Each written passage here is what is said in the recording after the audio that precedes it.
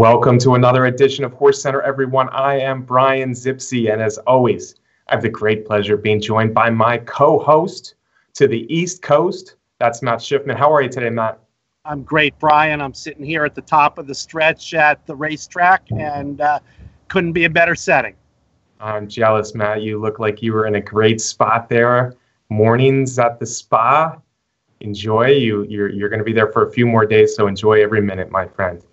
All right, Matt, let's jump in. First thing we got to talk about are the three-year-old males. Everybody loves the three-year-old males. That's what the general public follows with the Triple Crown all year long.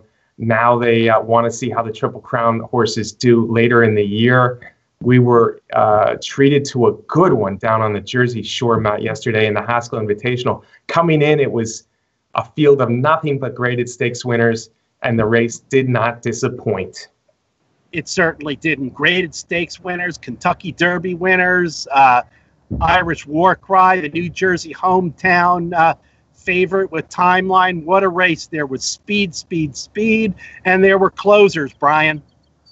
Closers carried the day, Matt, as it came down to a three-horse photo. McCracken trying to hold on after making a big move on the turn. Practical Joke in the middle, and Girvin on the far outside were coming. McCracken had a little bit left when he saw the other two coming, but he could not hold off the momentum of the far outside horse, Robbie Alvarado, on his first ride on Girvin. Matt, he was a Louisiana Derby winner. Now he's back in the limelight, getting up by a nose to win the Haskell. Certainly was. Girvin was a horse that flashed a lot of talent as a lightly raced horse on the Louisiana Derby trial, dominating there. Ran into problems, couldn't run in the Derby, came back and ran big behind IRAP, who is making noise in the division in the Ohio Derby. He made the last move that turned out to be the best move down the middle of the track, giving young trainer Joe Sharp his biggest win of his career. $1 million win, Matt. It was a good one. And Girvin, maybe Girvin was due. He had a quarter crack that got in the way of his Kentucky Derby training. And then, of course, it was a sloppy track, which I'm sure didn't help the quarter crack situation in the Kentucky Derby. He ran a bang-up race in the Ohio Derby and lost by an eyelash to the progressive Getting Good IRAP. That was a key race. Matt, earlier in this week, I said to you, I think he's going to be 10-1, and I really expect him to run. We both liked him in here. McCracken was my top pick, so, hard to fault the race that McCracken ran. Hernandez did one smart thing. I think he kind of kept Girvin in as he made his early move, but maybe the move was a little bit too early on McCracken, as he seems like a horse who might wait around a little bit once he forges to the lead. Yeah, Brian, as it turned out, that was certainly true, and Girvin was moving boldly around the turn and coming down the stretch. I started to have a little bit of doubt. It looked like maybe he didn't have much left, but as they got near the wire, Alvarado got every single thing that he needed out of Girvin to just get up, blanket finish. And we have to mention Practical Joke, who ran a terrific race in going two turns. Yeah, Practical Joke runs nothing but good races. I think maybe his distance limitations showed themselves in the last 25 yards where Girvin kind of forged in front of him a little bit. But, another good race for Practical Joke. He had to wait a little bit coming out of the turn. So 3 big performances. Irish War Cry was faded a little bit down the stretch. Timeline battled midway after their duel. It wasn't the fastest duel in the world, but they had a duel and they backed out, hence never ran. Maybe not quite as good. All the credit, though, goes to Girvin. Interestingly, Brian Hernandez, who lost this race by a nostril, used to be Girvin's regular rider. He picked McCracken over Girvin to ride in the Kentucky Derby, and now Girvin beats him by a nose in the Haskell. Matt, Girvin, I would say, is one of the leaders in this wacky three-year-old male division. Yeah, Brian, at this point, who knows? And actually, Girvin marked the 10th winner for horses that ran in the Kentucky Derby, but Always Dreaming and Irish War Cry, there are a couple who haven't gotten back to the winning circle yet. It'll be interesting to see if they can. Interesting to see indeed, Matt. And of course, we call this a wacky division because of all the different winners we've seen this year, Girvin being one of the most consistent. But as we saw Saturday at Saratoga, horses that won the Kentucky Derby, horses that won the Preakness, they couldn't get it done at Saratoga. Good Samaritan. Good Samaritan was a horse that I had on all my early top 10 lists for the Kentucky Derby. Seemed like a horse who would like the dirt. He finally got it Saturday at Saratoga, Matt, and he looked good. He certainly did. Bill Mott making the switch from turf to dirt finally. He and Elliott Walden of Windstar Farm had talked a lot about making the move, and they finally did, and it worked out perfectly. Always Dreaming did not look good before the race. Going to the gate, he was very warm, very washed out, and I think that showed coming down the stretch when he came up empty. Cloud Computing made a good move, and coming around the final turn into the stretch, he looked like he was going to be a major player, but he too came up empty, and it was all Good Samaritan drawing off to a big 4.5 length win. Yeah, Matt, going into the race, we said Always Dreaming and Cloud Computing both had questions to answer coming into this race. And now I think those questions even get bigger. Obviously, Good Samaritan is a horse that will be well liked in the Travers and certainly has a shot to win the thing as good as he looked here. I just didn't think the 4 horses that he were beating did a whole lot of running. Giuseppe the Great, who I don't necessarily think of as a two-turn horse, got up for second. That kind of points out the fact that the Derby winner and the Preakness winner just did not run great races. What do you think about both of them going forward as we move to the Travers in just a few weeks? Well, I talked to Terry Finley of West Point Thoroughbreds, and they're partial owners of Always Dreaming. I talked to him yesterday, and he said that the Derby winner came out of the race just fine. They're scratching their heads a little bit. I think I expect to see Always Dreaming in the Travers, but at this point, I don't know what to expect. The rigors of the Triple Crown can take a lot out of a horse. I do expect a big field, a wide open field for the Travers, and it's going to be something to look forward to. Absolutely, Matt. To me, the Travers is looking a little bit like a mosh pit of decent 3-year-old males. I mean, that starting gate should be full. There were so many good horses coming in that weren't running this weekend. Horses like Classic Empire, IRAP, West Coast, the Belmont winner, Taprit. Those are 4 big names who didn't race this weekend. Then you had everything that happened this weekend. The Travers will be a full field, and it might be one of the hardest races to handicap in the entire year. I can't say the same about yesterday's duel at Del Mar. We're talking about the Grade 1 Clement L Hirsch. It was the 3rd time that Stellar Wind and Valdori met on the racetrack, and for the 3rd straight time, Stellar Wind got the win. But my respect for the import Valdori grows more than ever after watching yesterday's Clement L Hirsch. Absolutely, and the 3rd time that Stellar Wind's been on the outside and Valdori's been on the inside. It might be interesting to see if they go a 4th time, if at some point those positions on the track are switched. But I don't know if Victor Espinoza is going to allow that to happen. Stellar Wind is ridden very confidently by Victor Espinoza. She's a champion. She's won 10 of 15 lifetime. Don't forget she beat Beholder, the great Beholder, 2 straight times last year.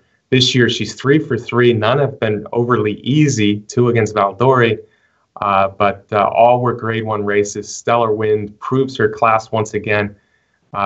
Maybe Victor is overconfident in how he rides her. He knew he was going to win the whole way, he said, but Valdori gave her everything that she wanted, it seemed like, down the stretch. So very nice race in the Clement L Hirsch. And with Songbird still out there, forever unbridled, I don't think it's enough talk. I'm going to move Paid Up Subscriber into becoming an elite older mare as well. So this older mare division, easy for me to say, is looking very good as we head ever closer to the Breeders' Cup Distaff, Matt. Also at Del Mar on the weekend, we had a strange one. Speaking of the Breeders' Cup, we got to see the Breeders' Cup Sprint winner, Girvin, come back after a long layoff, make his first start since the Breeders' Cup Sprint. Of course, he won that race and became a champion as a 3-year-old last year. We got to see him for a little while with a jockey, that is. A strange race in the Bing Crosby. Yeah, wacky things continuing to happen with the Baffert barn on the heels of Arrogate's loss. And I don't know, Brian, I don't recall Girvin being a wacky kind of horse like this, but out of the gate, when the horses crossed where the final turn goes into the main track and they have the temporary rail up, Girvin ducked into his left kind of abruptly, and off went Mike Smith, and that was it for Girvin. So a strange kind of thing to happen with a veteran horse like that. Yeah, although he's still somewhat lightly raced, but he is a champion, a returning champion, a heavy favorite, or a pretty good favorite in the Bing Crosby. And it wasn't it for Girvin in the Bing Crosby, Matt, because he made his presence known the entire race. He actually ran a very good race riderless, for what that's worth. You know, who knows? He doesn't have to wait, but he doesn't have the assistance of the rider. But he was in there the whole way, and he actually, I think, influenced who the winner was. Ransom the Moon has become a very good sprinter out in California, but I don't know he was best in this day. I think the horse that you saw on Belmont Stakes Day, Roy H., might have been best and probably would have won this race if not for a little interference from the riderless Girvin. Yeah, the stewards can't post an inquiry when there's no jockey. That's right, but Girvin certainly carried out a few horses, most notably Roy H. Roy H. lost a lot of ground there on the first turn, and he wasn't far from Ransom the Moon at the wire. Two good sprinters developing out there, but I'll take Roy H.'s race, despite Ransom the Moon being the winner. Now, we had so many good performances on the sprint category. You had El Deal for Jorge Navarro win impressively in the Vanderbilt. I think the horse that won the 3-year-old sprint at Saratoga Saturday, though, Coal Front, looks like a very good horse. I don't think this was the easiest spot in the world for him, considering his lack of experience. And Coal Front, I thought, looked very good in winning the Amsterdam. He certainly did. He ran a really big race there, a very, very talented horse who was part of a big day for Todd Pletcher and Johnny V that day when they won 4 races and then fell short with Always Dreaming. That's right. They won a lot the first half of the card, but they didn't win the one that they really wanted with Always Dreaming. Outplay looked good on Friday, winning the Curlin Stakes, another Pletcher 3-year-old. A Money Multiplier returned, a horse I think could still be male turf champion in a division that's totally lacking in a leader right now. Sharp Azteca was super sharp in the Monmouth Cup on Sunday, and Wakila beat some very good turf fillies and mares. Miss Empire City and the French filly Starts With War. Matt, Wakila won the matchmaker on Sunday as well at Monmouth Park. Yeah, there was an awful lot of great racing and some new names and new talented horses in some of the divisions. That sprint division keeps getting more interesting all the time. Yeah, big performances this weekend were the norm, Matt. The Chuvy was very disappointing as far as what they attracted. Now, they did attract 3 good horses to the race. That was the good news. And Paid Up Subscriber, who I think has had a few things hold her back from really announcing herself in the past. Then there was Terra Promessa, Apology Not Accepted. The problem was those were the only 3 that entered the Chuvy, the Grade 3 Chuvy, Sunday at Saratoga. Apology Not Accepted, Terra Promessa probably did not run their best race. However, Paid Up Subscriber, Matt, 32.5 lengths. Yeah, Brian, it was obviously a disappointingly small field, but it was kind of interesting because it sort of sets up like a match race when it's 2 horses in there.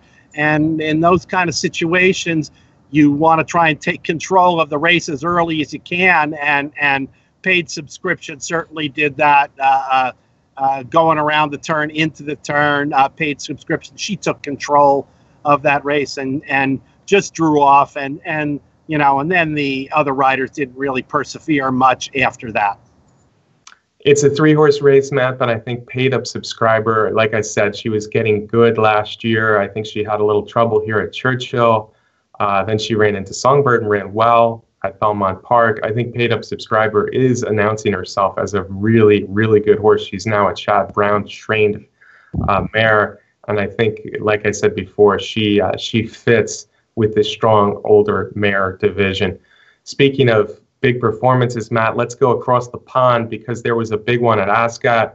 We both have a little bit more appreciation for Ascot Racecourse these days, having both visited there this year. And it was one of the best fields in Europe of the year. The 3-year-old filly Enable, a 2-time Oaks winner, was trying to become just the 4th filly in a few hundred years to win the King George and Queen Elizabeth there. But she had horses like Highland Reel, Ulysses, Jack Hobbs, Idaho, a lot of good older males, and Enable just ran away from the field in the King George. Yeah, and any time that you can beat a field like that, names like Highland Reel and Jack Hobbs at a regal place like Ascot, that is a heck of an achievement for a filly. Heck of achievement. She did get a lot of weight from the older males, and the turf course being very wet probably helped. But Enable would have to be called one of the best young horses in the world of the streak that she's on for trainer John Gosden. All right, Matt, that was a lot of action this weekend, a lot of great action. But we got some races to look forward to this week, a bunch of good races. Let's highlight a couple of them. The Whitney is Saturday at Saratoga, and it marks the return of Gunrunner. He was a big winner of the Stephen Foster here at Churchill Downs in June. Now he's taking the show on the road to Saratoga, where he's actually 0 for 1. Yeah, the Whitney it probably isn't going to draw a big field, but it's going to draw an interesting field with some good stakes winners in there. Of course, Gunrunner headlining the event, but we got Keen Ice in there, the recent winner of the Suburban. We've got War Story in there, the recent winner of the Brooklyn. So we got 3 really good stakes winners in there. Of course, if Gunrunner runs his race, he's going to be very hard to beat. Yeah, I'll add 2 Brutus and Breaking Lucky. I think you mentioned the 2 that might be the toughest, though, Keen Ice and War Story, Matt. But you're right. If Gunrunner runs to his ability, runs his race, I don't see anybody beating him in the Whitney at low odds. Gunrunner is back in the running for Horse of the Year. Both him and Arrogate are now 2 of 3. Gunrunner's probably been the more consistent, considering what Arrogate did last time. But of course, Gunrunner lost the head-to-head to Arrogate in the Dubai World Cup. Gunrunner was a very good 2-year-old, a very good 3-year-old. He's only gotten better this year. So we look forward to seeing Gunrunner in the Whitney. Maybe not the race that I'm looking forward to betting. The race this weekend I am looking forward to betting is in West Virginia. We're going to have the Derby runner-up, the Kentucky Derby runner-up, looking at Lee. We're going to have that fan favorite One-Eyed Wonder Patch. They might be getting a lot of the play. Patch is coming off a 3rd place finish in the Belmont. Fat Man won nicely at Monmouth Park recently, so he's in there. But the horse I'm excited to bet, Matt, is a horse called Game Over, a very lightly raced son of Mineshaft. He made a big move into Girvin on the Ohio Derby. He battled with Girvin for almost a quarter mile before succumbing the last 1/8 of a mile or 3/16. That was only his 3rd lifetime race. I think Game Over, a Luch runner, is going to run a big race in West Virginia. And just like the Haskell, I'm not big on the favorites. If Looking at Lee and Patch are overly respected because of their Triple Crown experience, I'm looking for Game Over to upset the apple cart at West Virginia. Sounds like a good plan, Brian. I think you've been rolling pretty well, so fans take note when PPs come out for the West Virginia Derby. West Virginia Derby Saturday, there's the test also at Saratoga. We mentioned the Whitney, so it'll be another fun weekend. As always, folks, we appreciate you watching HorseCenter every week. Join us on Horse Racing Nation for all the latest information. Subscribe to our YouTube channel as well. Thank you to our sponsor, Derby Wars. Can I get on location at Saratoga parting shots from Matt Schiffman, sir? Sure. I want to thank the HorseCenter fans that I've met this past week, and we appreciate your viewership. And as always, I want to thank our producer, Brett Workman. Thank you to Brett, and thank you to the fans for watching every week. We will see you again next week on HorseCenter.